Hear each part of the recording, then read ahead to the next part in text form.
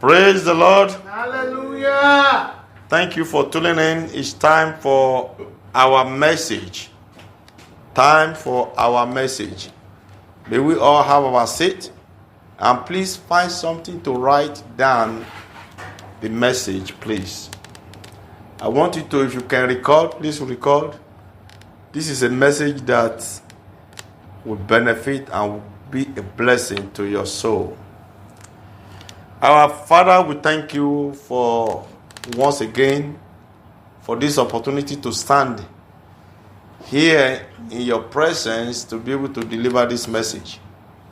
Daddy, I pray that you bless the word that is coming from my mouth. Amen. In the name of Jesus. Amen. Pray, I don't want people to see me, but I want them to see you. And I thereby hide myself under the cross of Calvary. And I declare today that the word be a peaceful one in the name of Jesus. Amen. Every ears that will hear the word, every soul that hears the word will be blessed today in the mighty name of Jesus. Amen. And I pray at the end of everybody's journey, may this message never use us against our soul, our redeemed souls, in the mighty name of Jesus I pray. Amen. Once again, good morning. The title for this message will be the power of the restoration. The power of restoration in believers' life. What do we understand by power of restoration? However, we take our context in the book of Joel 2. Joel 2, 25 to 27. And also part of the context is in the book of Isaiah 61 verse 7. We can also read Psalm 23 verse 3. Also in the book of Jeremiah 30 verse 17.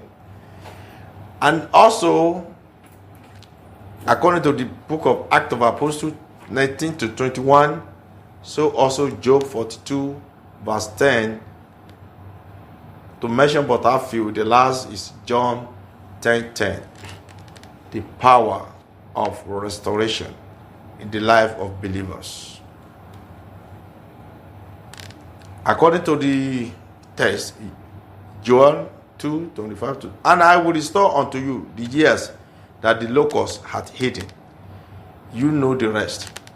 And you shall eat in plenty and be satisfied. And praise the name of God, your God. The name of Lord, your God.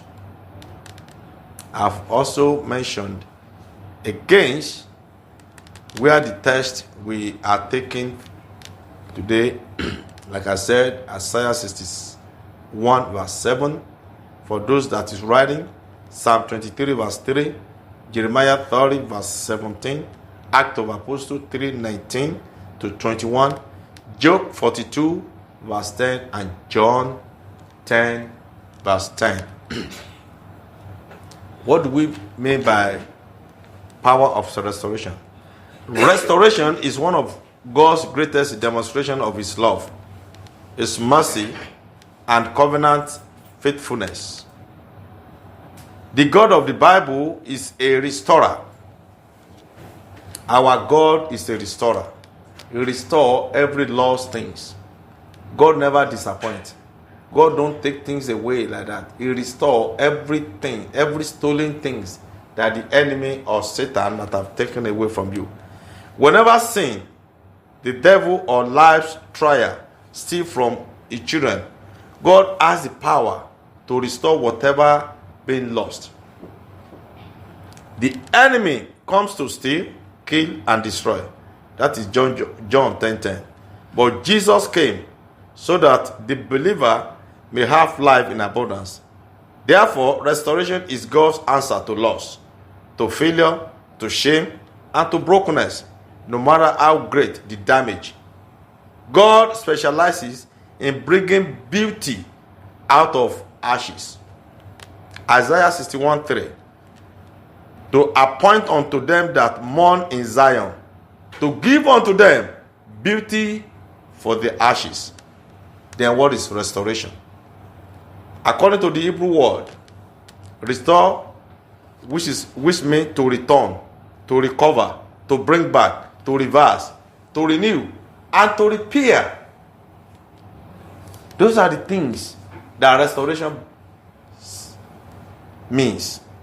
To return back whatever has been lost, to recover whatever enemy that have stolen, to bring back whatever that has stolen from you, to reverse what evil report that the enemy might have written against you, again to renew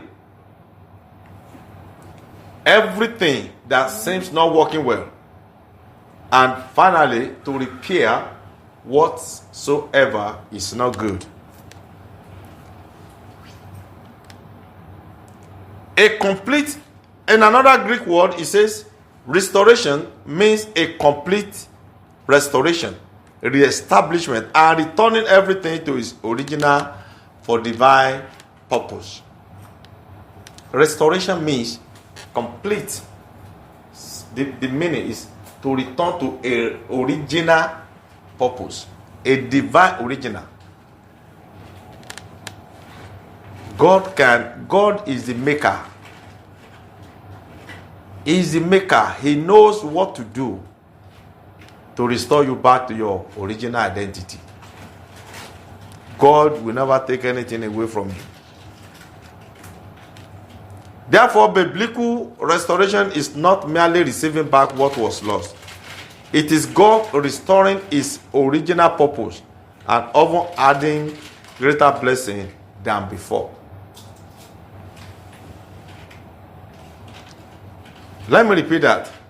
The biblical restoration meaning is not receiving back only what was lost, but it is God restoring his original purpose and often adding greater blessings than it was before. Here, as a God is the God of restoration. God is the God of restoration. He restored his soul. According to Psalm 23, verse 3. He restored my soul. Many believers experience emotional pain, disappointment, discouragement, and spiritual dryness. The God shepherds and restores broken heart and weary spirit. God restores a broken heart and a weary spirit. How did he do that? Somebody who is in depression. God heals depression. God heals discouragement, fear, guilt, and any kind of emotional wounds. Emotional wounds. God come to somebody's life today to heal you of any area you are suffering emotional wounds in the name of Jesus. Amen.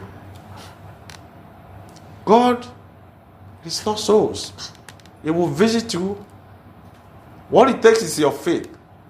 Connect with him. Anything you have lost is there for you. He said, seek and ye shall find. Knock and the door shall be opened. Find. When you seek it, you will find it. It is not God that owns or take anything away from you. As long as it's own you, it's a potter. God is a potter. He molded you. He put everything working inside you. He has them in spears. It's like you have a vehicle. If a vehicle is given an unwanted sound, you want to replace the system. to his original identity. You can say, okay, this is not working fine. Let me go get new one. And you replace it and it begins to work fine. That is what God does. He doesn't disappear. God will never take away your happiness. No. He restore back happiness. He take away sorrow. God visit people when you are down, when you are depressed, and when you are discouraged. God visit you. Also, God is the one that restores health. According to the book of Jeremiah 30:17. For I will restore health unto thee. I will heal thee of their wounds. God remains the Jehovah Rapha. That is the Lord that heals. Jehovah Rapha, the healer, the mighty healer. Do not forget, God also restores joy. According to Psalm 51, verse 12. After David sinned, he prayed, restore unto me the joy of my salvation. When you are a sinner, you gradually diminishing your own joy. Yes, a sinner steals joy away. The only thing that brings your joy back is the repentance. Repentance brings joy back.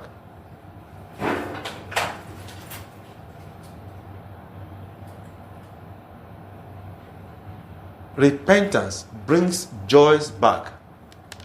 Nobody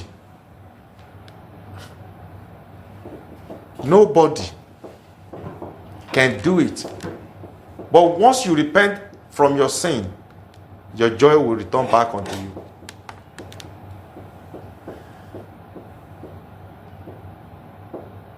What can God restore? God can restore so many things. And according to that book of Joel 22, verse 25, your lost years, that's number one. I will restore to you the years that the locusts, the cankerworm, the palmerworm, everything they have eaten, I will restore them back unto you. It is an assurance. When you repent from your evil way, you turn away from your sin and come back unto him. He will return it back to you. Do not forget, the locust symbolizes something. Say, I will return. I will restore to you the years that the locust had eaten. What is locust? What does that symbolizes? 1, sin. 2, satanic attack. And you make wrong decisions. Delay, wasted opportunities, and spiritual battles. Those are what locust symbolizes. The locust, the palmerworm. Whatever they have eaten, God promises to return them back. And those are the things. When you are in sin and you begin to dwell in sin and you always make wrong decisions, there's 100% delays in you doing things. And if you have lost any opportunities, God is assuring you that he will restore them back. God can also redeem the year that seems you have lost or you have wasted. Any years that you have wasted, God can restore them back unto you. How? Because you will catch up with the blessing. Not because you are 10 years old, maybe you made something. You cannot come back 10 years old again. But whatever you might have seems to acquired, or you ought to have acquired during the time that you sin, Now that you repent, God is going to bring them back to you speedily. Amen. Hallelujah. Hallelujah. Then lost blessing. So God said He will restore your lost blessings. And that is in the book of Genesis 26, verse 12 to 14. Do not forget, Isaac recovered everything despite the famine. God can restore your finances, your businesses, your career, and ministries. Not that alone, your relationship. If you have lost any position, God is here to restore your position as well. And the example is in the book of Genesis 41, verse 39 to 44. Joseph is a typical example in the Bible. Do not forget what he went through from prison to the palace. Just in one day. In one day. In one day. God can restore everything you have lost. In one day, Joseph was moved from prison to become a prime minister. He restored his dignity, his authority, and his influence. Also, God can restore your family. For example, Naomi, in the book of Ruth 4, 13 to 17. Ruth 4. Ruth 4. Chapter 13 to 17. Naomi lost everything. He lost her husband, her sons, and also the hope. But God restored her through Ruth and Boaz. God restored Naomi back through Ruth and Boaz.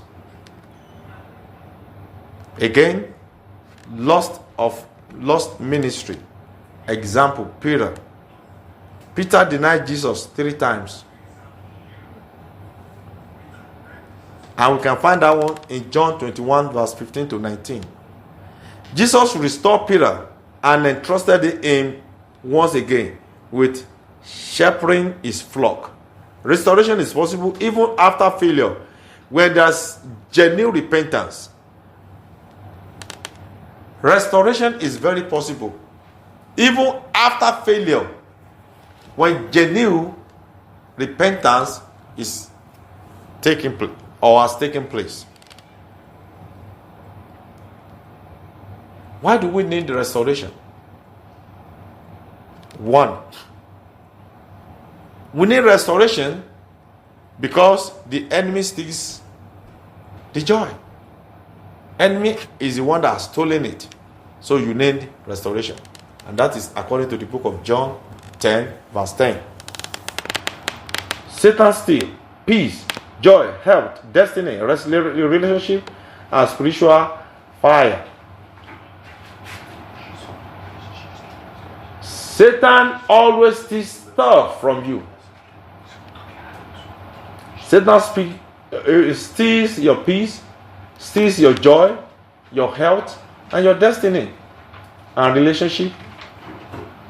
B, because life brings losses. The life we live in brings losses. Example is Job. Job lost wealth, children, health, and yet God restored him. Children of God, can you please remain quiet?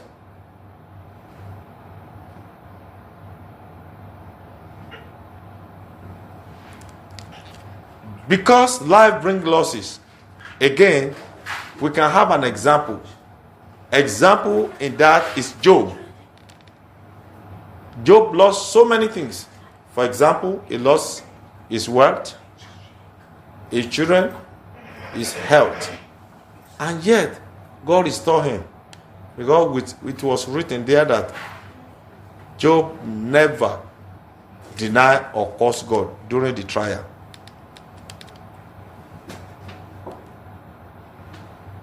Again, God, why? The topic is, why do believers need restoration? That is what we are dealing with now. You need restoration because mistakes do happen in most cases. We are human. Mistakes happen. For example, we can see that in David. David sinned. Peter denied Christ. The prodigal son wasted his inheritance. Yet, God restored them all. What are the conditions that brings divine restoration? Conditions that God looks that bring divine restoration. Number one, genuine repentance. In the book of Acts of Apostles 19, say, repent ye therefore, that your sins may be blotted out. Repentance opens door for restoration. When you commit sins every time and you don't think there is a way out, the way out is there for you. Don't be stick naked. Try as much as possible. Repent from your old ways. Take a new shield. Take a new step. And we were told, according to the book of Acts of Apostles 3:19, that yes, repent ye therefore, that your sins may be blotted out. Once you repented, your sin will be forgiven, and God will never remember your sins again. And that will open doors of repentance, of restoration to you. Okay, number two, I say faith in God's promises. This is the key point of it. If you have faith, if God promised you to do wonderful things for you, and you do not have faith, then that thing may not come up. But if you key into it with faith, surely it will surely come. And that is in the book of Hebrews 11, verse 6. Faith activates divine intervention. Faith activates divine intervention. If you have that faith, whatever you are going through, God will restore you back. It will visit you. Again, prayer. Prayer is another key point that opens door for restoration. In the book of Jeremiah 33, verse 3, persistent prayer invites God's restoring power. Persistent prayers invite God's restoring power. Yes, if you pray very well, your way and your door will be open. Number 4, obedience. The most important in life is the word of obedience. We treated this yesterday in our Bible study. Obedience is very important. And that is in the book of Deuteronomy 28, verse 1-2. Says, obedience positions believers to experience covenant blessings. And even if you read further from 1-13, he said, if thou shalt obey, the following shall happen to you. It listed all the blessings. Yes. Obedience positions believers to experience covenant blessings. Patience. Also, patience. And I want to indulge every Christian, every believer. The most important thing to every life, to live a successful life, is to be patient in everything. Patient. Talking, reaction, behaving. Patience will go a long way. You want a restoration? You want the key to be given unto you? Please be patient. Don't rush. Don't do things above your maker. Romans 8:25. God restores according to his perfect timing. Romans 8:25. God restores. Whatever blessing God is going to give is according to his time. Be patient. We have our Gen Z, children of nowadays. Somebody who doesn't even know how to do anything, want to ride a car, Rolls Royce. burglary, everything. Patient. You want to make money by all means. Be patient. You have been destined to be prosper. You will prosper. All you need is patience. In the Bible, we have some examples of restoration in the Bible. Number one is Job. And we can see that in Job 42:10, the Lord turned the captivity of Job. Also, the Lord gave Job twice as much as he had before. God restored wealth, family, honor, and health. God can give you double for your trouble. All you just need is focus. Be faithful, be prayerful, and be obedient to instruction. Also, do not forget, number 2, the prodigal son. According to the book of Luke 15:11-24. The father restored sonship, a robe, ring, sandals, and celebration. People will be wondering why. Yes, our God is a forgiving father. It's just a very big example. No matter how your sons, your children might be wandered away, if they return back to you, look at the story of the prodigal son. They turned back to you, they repented. You have to embrace them back so that they will not go back to this swine.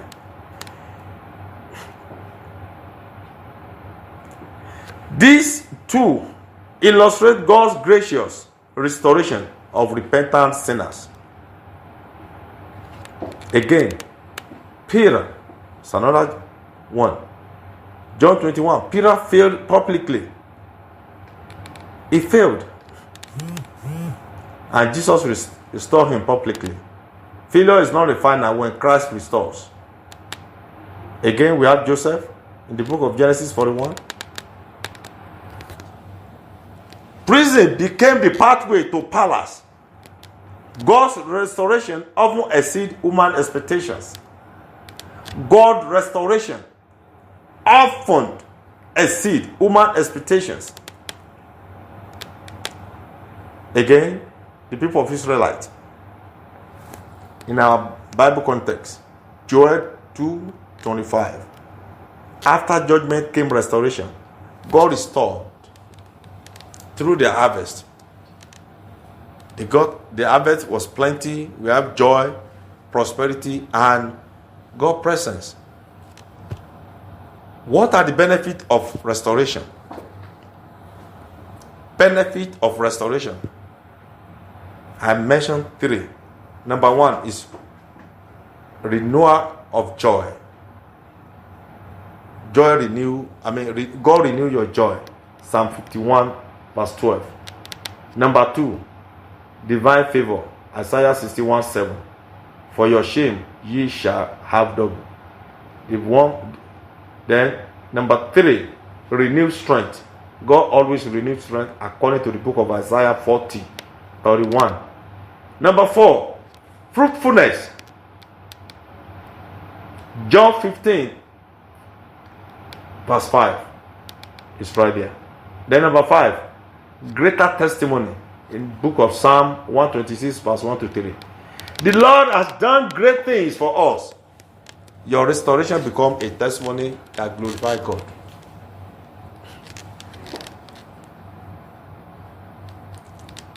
Your restoration becomes a testimony that glorifies God. After you have gone through so many things, when you know you move closer to God, you obey Him, you pray, you are faithful to Him, the next stage is your testimony. I say right here, I say Jesus Christ, the ultimate restorer. Everything lost through Adam is restored through Christ. And that is in the book of Romans 5:17. Jesus restores eternal life, righteousness, peace with God, sonship, authority, and hope. Those are the things Jesus brought after we lost this in the Adamic time. We lost some, and Jesus brought this unto us. Through the cross and resurrection, Christ accomplished the greatest restoration in history. And what do we learn as a believer? Never give up, because God is able to restore. Delay does not mean denial. God's restoration often surpasses what was lost. Remain faithful while waiting. Forgive those who hurt you. Bitterness hinders restoration. Stay connected to God's words and prayer. The last but not the least, trust God's timing, for He makes everything beautiful in its season. And that is in the book of Ecclesiastes, chapter 3, verse 11. Ecclesiastes 3:11. What am I trying to say today? Conclusively, the God who restored Job, Joseph, Naomi, Peter, the prodigal son, and the nation of Israel is the same God today. That is in the book of Hebrews 13:8. No loss is too great, no failure is too deep, and no situation too broken for His restoring power. When believers humble themselves, repent, trust His promises, and remain steadfast in faith, God is able, and more than able, to restore what the enemy has stolen, and even bless beyond what was previously possessed. Joel 2:26-27 assures us that after restoration, God's people will eat in plenty, be satisfied, praise the Lord, and never be put to shame. Restoration is not merely about recovering losses.